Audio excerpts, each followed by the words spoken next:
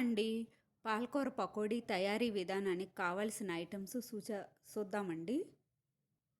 ఒక కట్ట పాలకూర, కొంచెం ఎల్లుల్లి, అల్లం, ఒక రెబ్బ కరేపాకు, 4 పచ్చిమిర్చి, ఒక స్పూన్ సాల్టు, కొంచెం కొత్తిమీర, కొన్ని పల్లీలు, ఒక అరకప్పు పల్లీలు, 2 స్పూన్లు వరిపిండి, ఒక కప్పు శనగపిండి. ఇంకా ప్రాసెస్లోకి వెళ్ళిపోదామండి.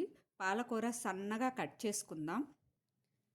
ఇలాగా సన్నగా కట్ చేసుకోవాలండి పాలకూర.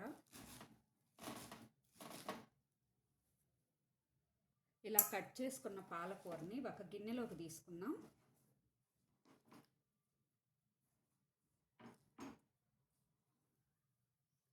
తర్వాత పచ్చిమిర్చి కట్ చేసుకుందాం.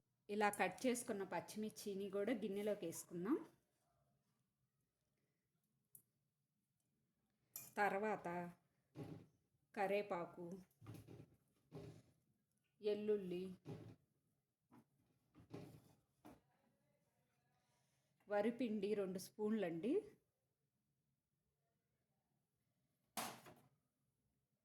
కొంచెం 1 కప్పు శనగపిండి, కొంచెం సాల్టు,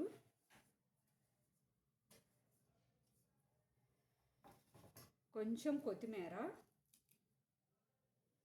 ఒక అరకప్పు పల్లీలు. పల్లీలు వేస్తే చాలా టేస్టీగా ఉంటుందండి. తర్వాత మిగతా ప్రాసెస్లోకి వెళ్ళిపోదాం. ఆయిల్ పెట్టేసుకుందాం. ఒక పొయ్యి మీద బాండీ పెట్టుకొని 1 కప్పు ఆయిల్ పోసుకోవాలండి. ఆయిల్ పోసుకొని స్టవ్ వెలిగించుకున్నాక ఈ మిశ్రమాన్ని అంతా బాగా కలుపుకోవాలి. ఎక్కువ వాటర్ పట్టవండి దీంట్లో. ఆకుకూర కొంచెం వాటరీగా ఉంటుంది కాబట్టి కొంచెం వాటర్ ఉంటుంది ఆకుకూరలో.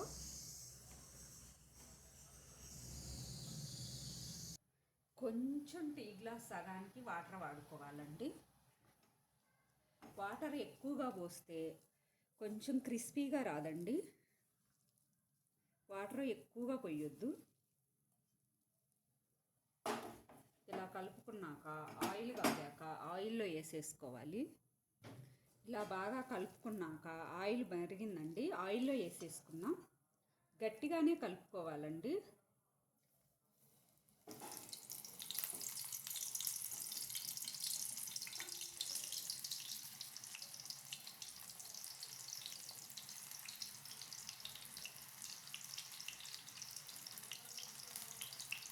ఇట్లాగా ఆయిల్లో వేసేసుకోవాలి. ఆయిల్లో వేసుకున్నాక బాగా ఏగిపోయాయి చూడండి. ఈ కలర్లోనే తీయాలండి, మరీ కలర్ రానివ్వద్దు. ఆకుకూర కదా చేదొస్తుంది.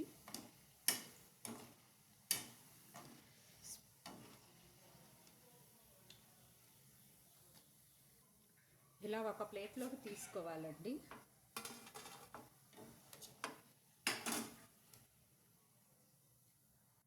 అన్నీ తీసేసుకున్నాక మిగిలిన పిండి కూడా వేసేసుకోవాలి.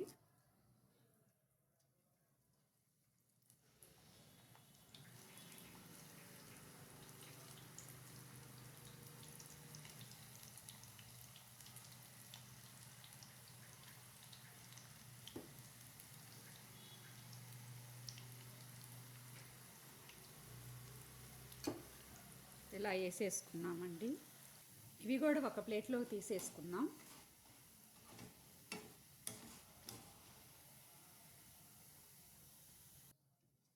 మొత్తం తీసేసుకున్నాం కదండి.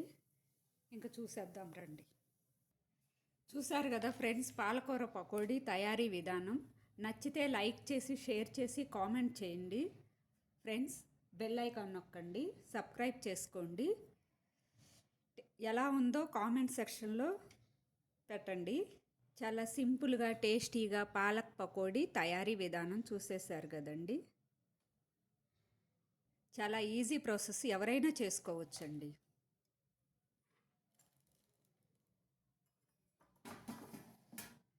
చూసారు కదా ఫ్రెండ్స్, ఎంత చక్కగా ఉందో.